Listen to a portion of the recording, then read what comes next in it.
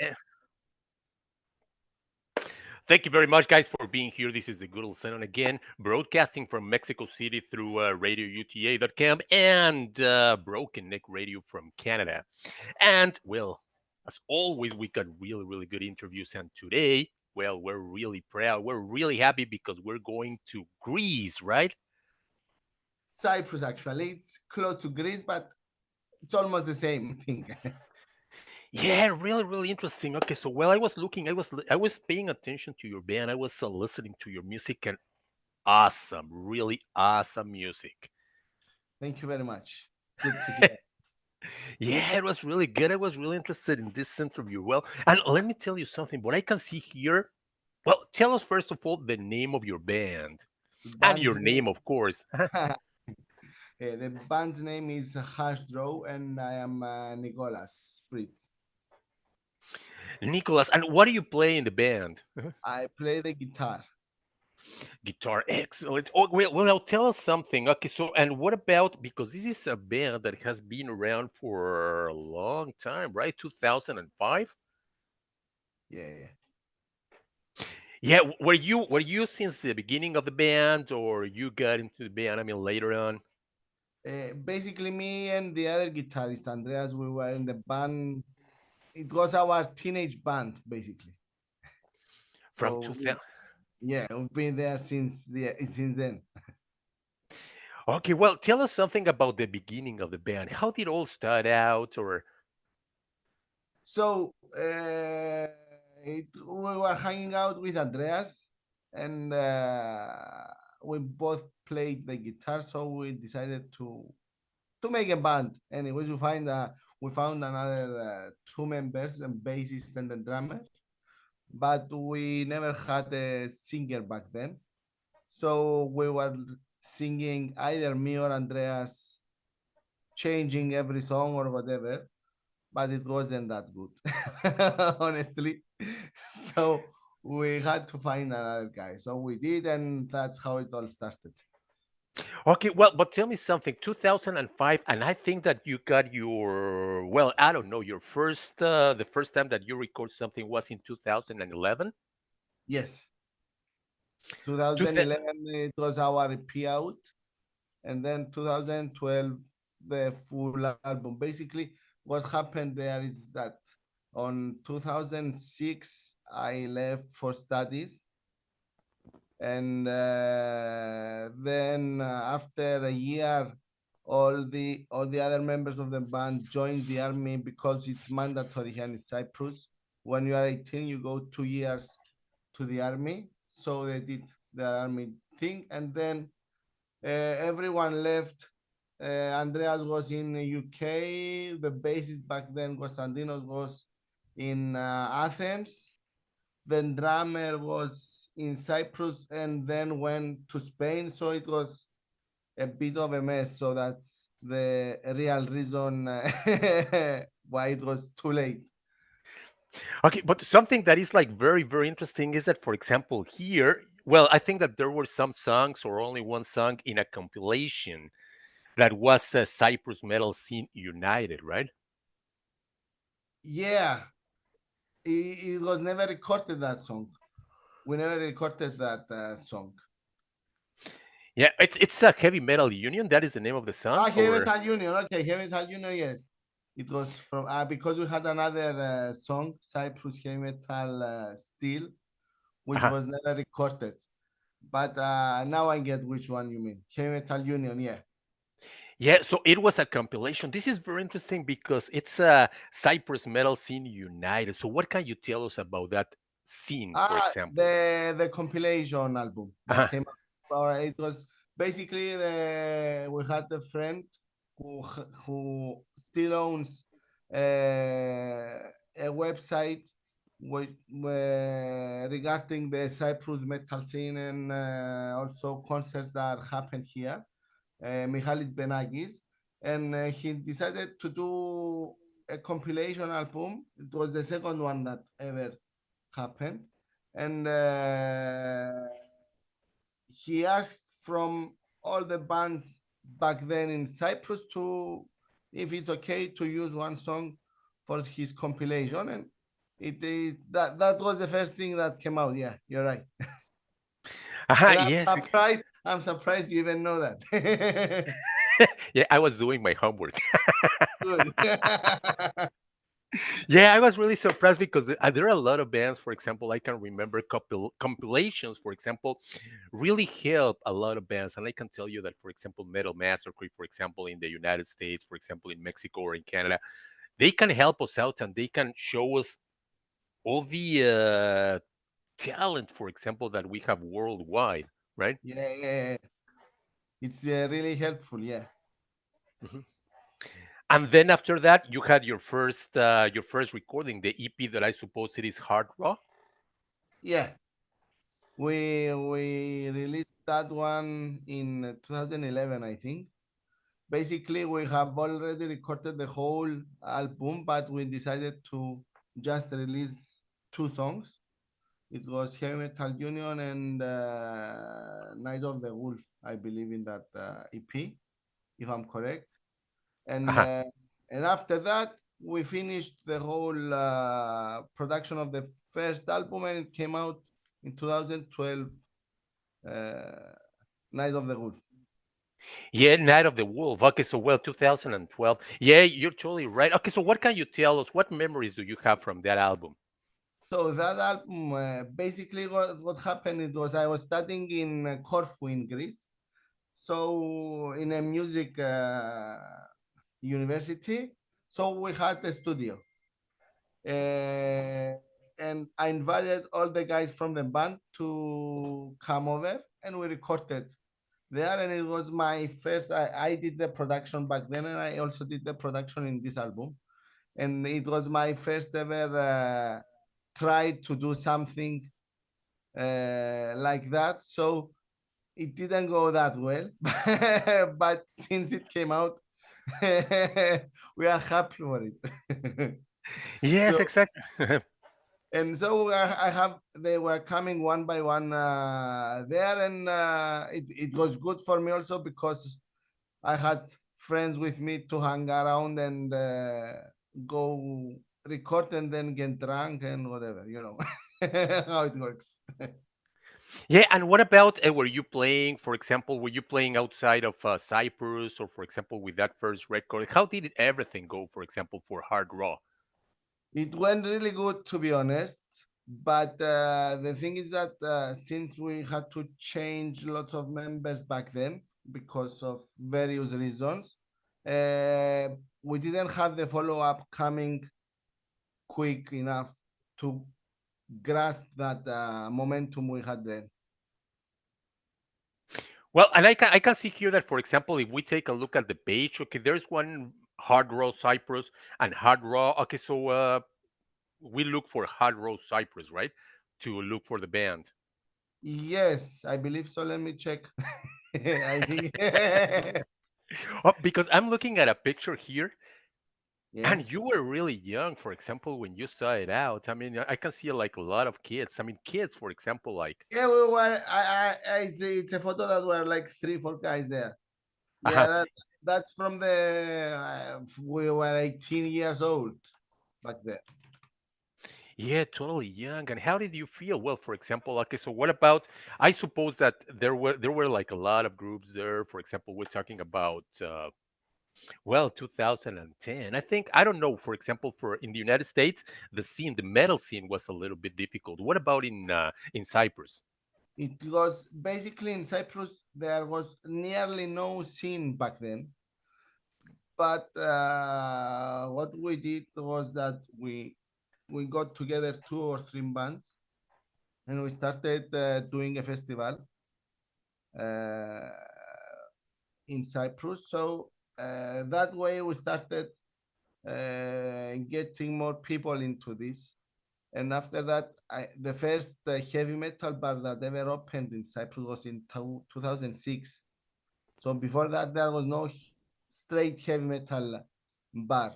So it was that. Then it started with the festival, and it was all coming together to gather some more people to this, and it worked. It was good. Uh, yeah, and I can see that there's a video, right? Okay, Samson's Revenge. for example. Uh-huh. Yeah. That one was in a bar. Yeah, Uh-huh. something like that. Yeah. Yeah, 9 years ago, for example. Okay, so we're talking about, yeah, that was when you released your first the first CD. For example, it's Night of the Wolf. Yeah. You started having videos, or is there something that we can find, okay, from those days? You we can. We, I guess there are lots of lots. There are a few videos on YouTube from the festival. If you just search HARDRAW live or something, let me check. You can find something, but we don't really keep track on this.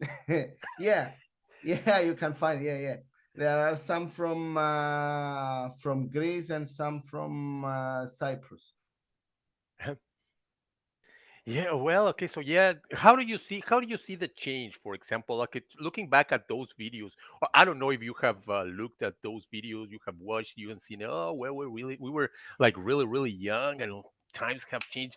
How do you feel, for example, when you go back in time and see Hard Road the way it was before?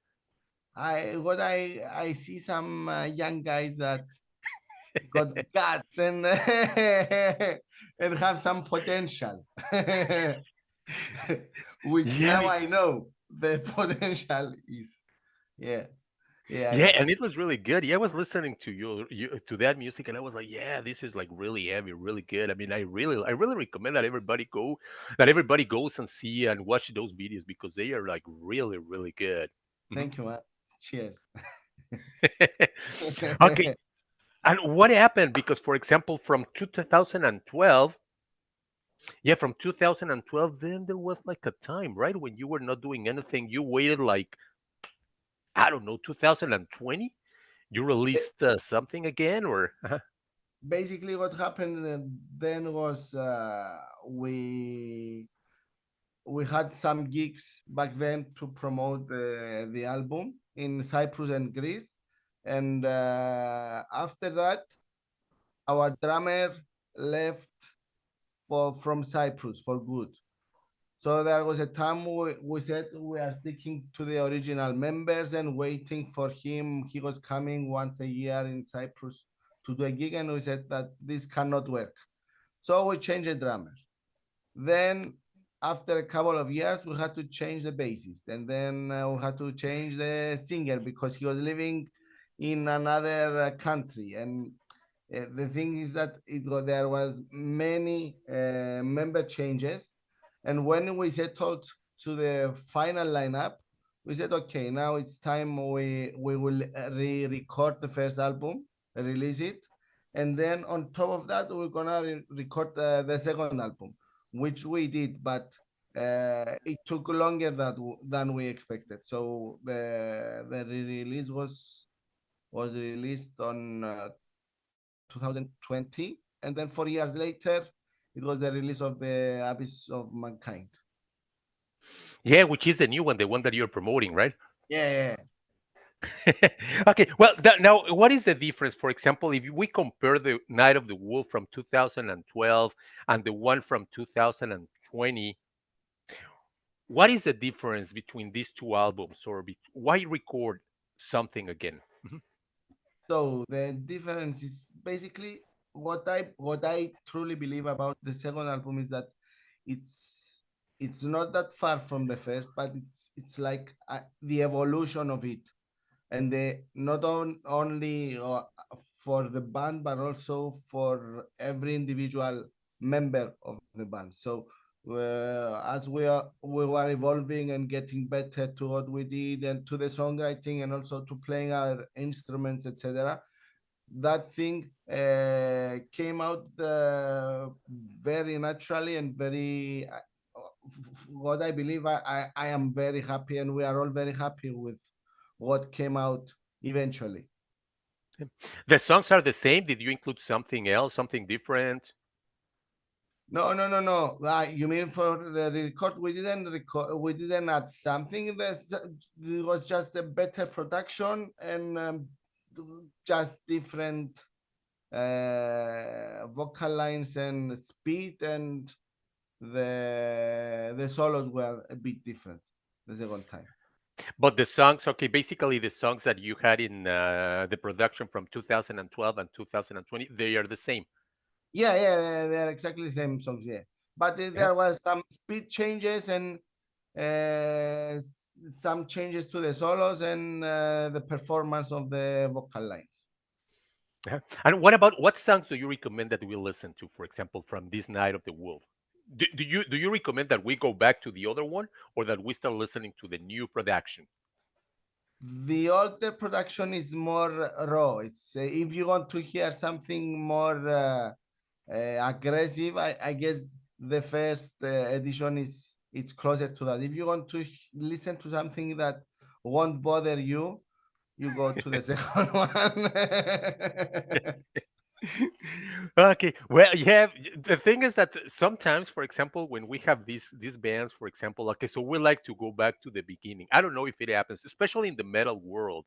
We like Yeah, to go back to the basic. We like to go back to the first recordings. I mean, for example, I don't know, listening to Metallica with demo Dave Mustaine. rehearsals and all that stuff. Yeah, I know what you get. I get what you mean. So I think that yeah, going back and looking at that is like really really interesting. All that info, all those recordings are in YouTube, right? Yeah, yeah, you can Uh-huh. find them there, of course. And what songs do you feel proud of from that record, from the Night of the Wolf, from the new What version? what songs? Which Uh-huh. songs? Because we've been playing those songs for 20 years almost. It's like Uh-huh. 18 years. I love each and every song with for different reasons and with different ways. But if I had to pick one, it would be Heavy Metal Union, I think. Maybe. Or Samson's Revenge. Maybe. Uh-huh. One of those. I suppose that there's a story behind Heavy Metal Union. I mean, you had it in your first compilation, in your first recording. So what can you remember, or what do you feel when you play that song, Heavy Metal Union? So, well, whenever we play that, and especially when we play it here in Cyprus, because that's the song that everybody learned first from the band. They all sing along, and I'm getting a little bit emotional when we play that because I'm I feel that it's the same guys. I am the same guy, but now I have gray hair. They have gray hair. It's it's like a time travel, and because it was written basically for that for those guys back then and the whole thing we did together, it's like that. Yeah. Yeah, and I suppose I don't know if you thought that you were going to be playing that song for that. I mean, for this amount of time. I mean, after if you go back, I have been playing this song for almost 20 years. Yeah, I So never imagined that. Yeah, yeah, yeah. yeah, and people singing your song. I suppose that you feel like I don't know, you feel like strange or yeah, Of people course, yeah. remembering those songs because it's like going back, right? It's not only is it like oh that is a good song, but it's I suppose that it brings a lot of memories to a lot of people. True that. Yeah. So we got okay, so Heavy Metal Union and Samsung's Revenge, right? Those are the songs that you recommend that we listen to. And also Hellfire. Are there videos from those songs? There is one video from Hellfire from Power of the Night Festival in 2017. I don't know if it's the whole. I think it's the whole song. Yeah, there's a video there. Yeah, from that's the festival we started doing back then, and it continued until 2018, I believe. Yeah, until 2018. Yeah, awesome, awesome. And I can tell you that the music is like really, really powerful, really speed and heavy, and yeah, this I Thank I you very love, much. I love the music. And now we go with the new production. Okay, so you're promoting your new album, right? Yeah, Yeah. What is the name of the album? Abyss of Mankind. Now, this you have been working with Pitch Black Records. I mean, these two albums. I mean, you were working with them before, or No, it's the first album that is being released by Pitch Black Records. Basically, the first album was released by 616 Records, which was a record company that our bassist started, but it didn't continue. So our ex-bassist, he was playing in the first album, but it didn't continue. So uh, we had to, anyways. We were going to change label, and we found Fivos, and he hooked us up, and we really thank him, and he did an amazing job and a very fast job. Okay, and who are okay? Now I can see here. Now you got different members. Okay, so who are the members of Hard Raw now nowadays? Nowadays it's me, it's Andreas, who the two guys that have been always since the very first beginning, and now we have also Adamos on bass. He's an ex-Rust member from Cyprus. My brother Vangelis, who also plays in Dragon Breath. And we have Jimmy Mavromatis on the vocals, who is playing with me also in Mirror. Yeah, well, I can see a lot of bands here. For example, like Solitary Saber, March to Die, Armageddon. So everybody's having like not only they are not only are they playing In one in band. Hard Row, yeah. So they're playing with some other people. How does it work? For example, in your personal opinion, that I mean, having like a lot of bands or. Uh-huh. So since I am the guy who plays in most of the bands, so it works positively for me, because I can tell that when you play with different people, you take with different musicians, you take something from there, something from here, and basically you are combining all those things to what comes out. And since I play in March to Die, Solitary Sabre, Friends of Hell, Mirror, and HARDRAW. So whenever I write a song, it doesn't have to be a style, because I have like 5 bands to share. So if it's good for this one, it's going here. If it's good for that one, it's going there. So I don't have to focus and do. So I have to do this now. It never happens like that. They are all like, it comes out. It's this, okay. We go with this band, and that's okay. Yeah, can you imagine, for example, playing in one band is hard. Now playing with five different bands, I mean, I suppose that it is a lot of work promoting this one and this one and this one. How do you do it? I think it's by accident that everything is working. Well, basically, what I do is, whenever now, for instance, now it was on the 5th of April. It was the release of Abyss of Mankind, and also the Friends of Hell got Damned You to Hell. It was on the same date, so I tried to do both simultaneously.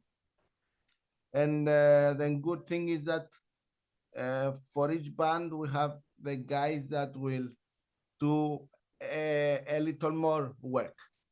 They will put a little more effort. So on HARDRAW I will do that. On Friends of Hell, Tassos will do that. On and it works somehow. I don't know exactly how, but it works. Okay, now we got 8 tracks. Okay, so well, we got 8 tracks on this new album, right? Yeah. Okay, so what can you recommend us that we look for example, or what are the tracks that you say? Well, I know that it is difficult, for example, to say, hey, you know what, these are my two favorite ones. Yeah, especially when. But okay, so what are the tracks, for example, or what can you tell us about these 8 songs that you have on this album? What to expect when you listen to it? Ah, It's yeah. Yeah, is there a story behind some songs, or for example, okay, so or maybe something that you say, "Hey, listen to this solo, or listen to this riff, or listen to this song because it talks about." What can you tell us about the songs from this uh, new album? the whole album basically is uh, it's almost all the songs are written on from things that happened in history things, or from personal uh,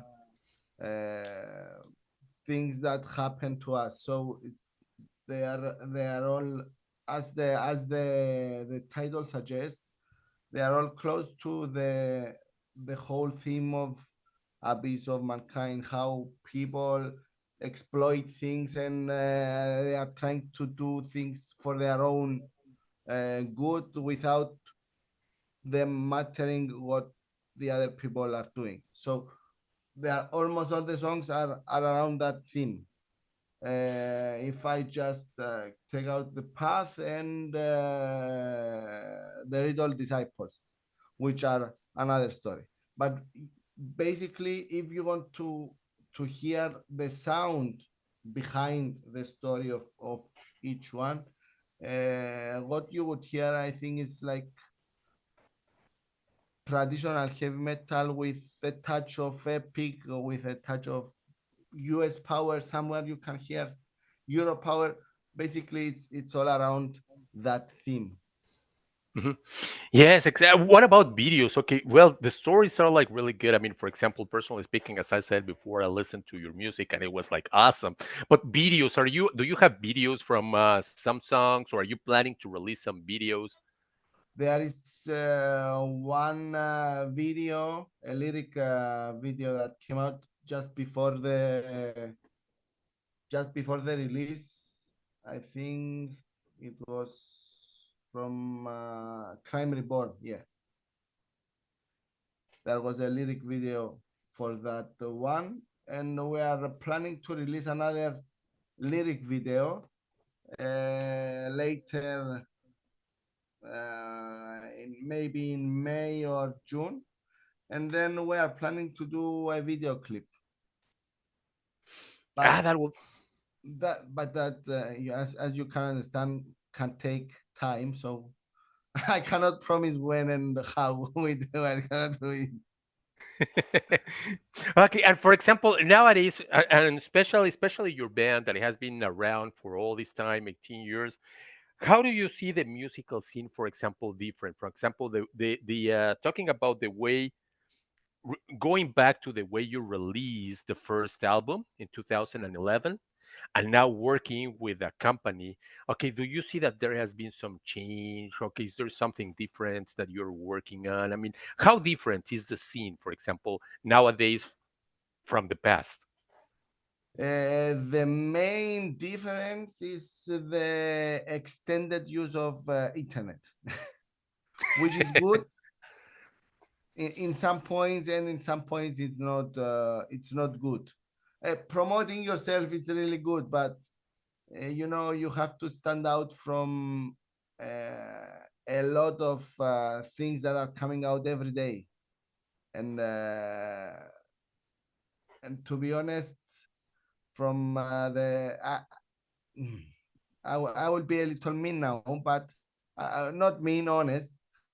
There are coming lots of albums nowadays that they don't even deserve the time, for me, the time to even listen to them.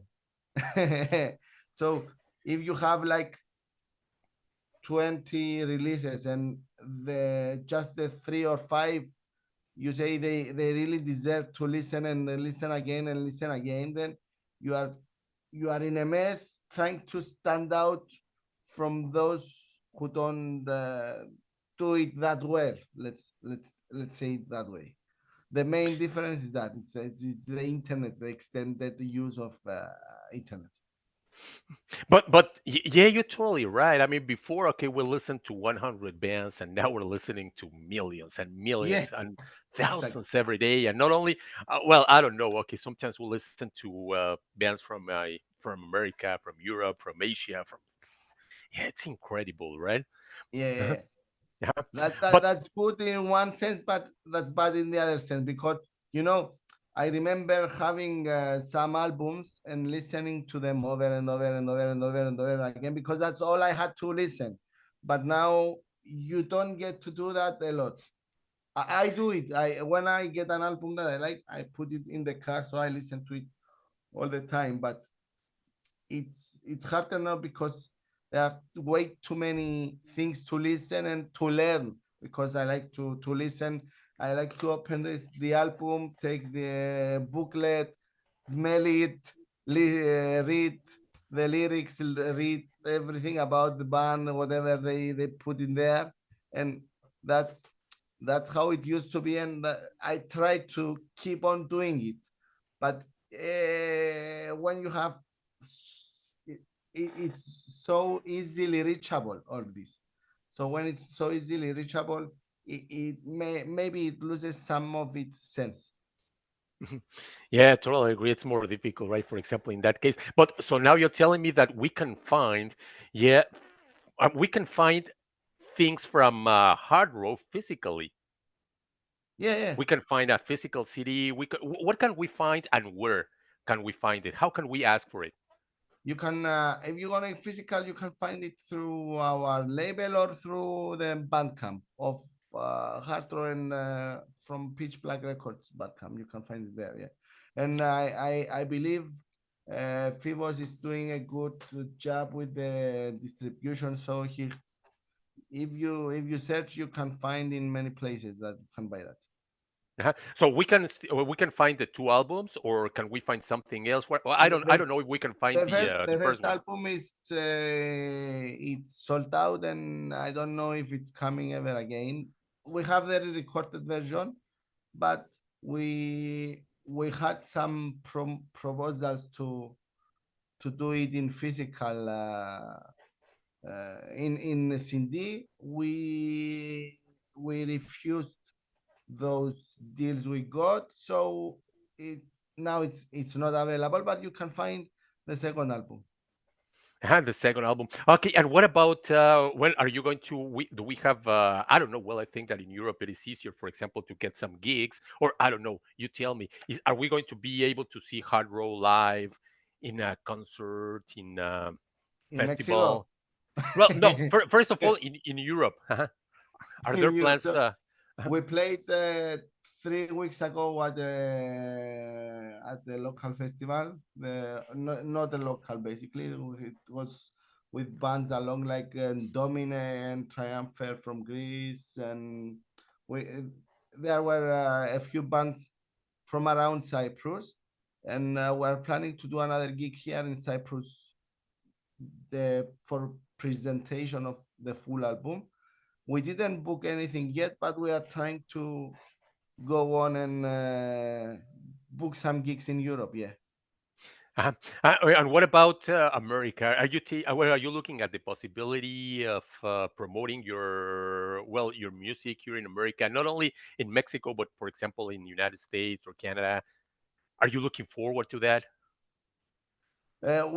We are looking forward to that, but we don't jump to that straight away. We just wait for something to pinch in, and if something like that happens, we definitely want to come over. Yes, exactly. Because we really recommend, for example, I mean, for example, in Mexico, they would love it. I mean, for example, this music, we're going to be promoting your music because it's really, really good. It's really, really heavy, really, really what we like. And yeah, here people are like, I don't know what you have heard about Mexican people or about Latin American, South American. Have you heard something about the fans here? Yeah, yeah, yeah. What I heard is like you are very close to the way we are the whole Mediterranean sea countries. I mean, Cyprus, Greece, Italy, Spain, Portugal. Those countries were really close to the Latin American countries. And actually, in the other band I play, Mirror, where the drummer is from Mexico. Oh well, okay, yeah, and we're having some festivals here. For example, nowadays, I don't know if you have heard about. For example, we got the Candelabrum here, we got the Hell in Heaven, and they're bringing a lot of people from Europe, from Greece, and we're listening to a lot of bands. So, do you think that there's a possibility to come here one of these days? Yeah, yeah. Why? Sure. Why not? Of course. Uh-huh. Yeah, we're looking forward to that because really, really, to be honest, your music is awesome. Really, I will really, really loved it. Uh-huh. Thank you So very we're going to much. broadcast it. We're going to broadcast it from Canada. We're going to broadcast it from Radio UTA in Mexico. I don't know if there's something that you would like to, well, something that you would like to say to people from here to go and see your band, to go and look for your videos, watch your videos, to look for your music. What do you want to tell to the people from here so that we listen to your band? Uh, we play music that is honest. It's music we love, and if you want to give it a try, and I guess you will like it also.